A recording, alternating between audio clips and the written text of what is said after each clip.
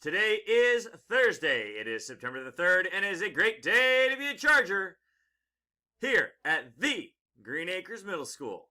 Please stand for the flag salute.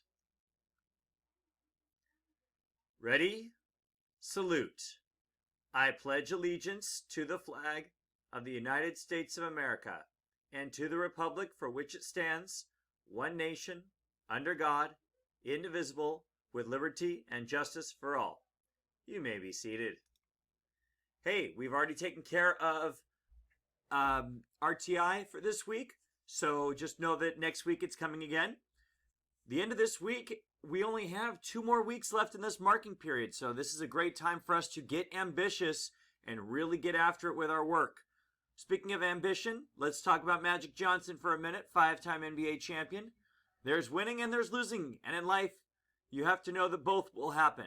But what's never acceptable to me is quitting.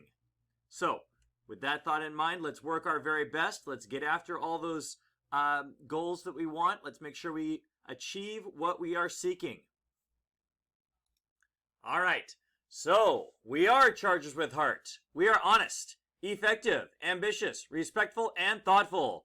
So remember, people, wherever you go, whatever you do, be a Charger with heart.